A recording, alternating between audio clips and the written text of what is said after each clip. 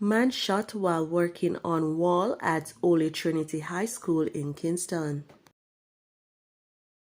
Please remember to subscribe, like, share, comment, and don't forget to hit that notification bell so you can always be updated with the latest news. Now for the news in details.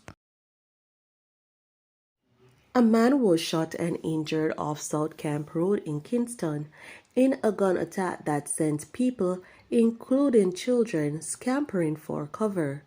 The man, who was reportedly working on the premises wall of the Holy Trinity High School, was attacked sometime after 4 p.m. Tuesday.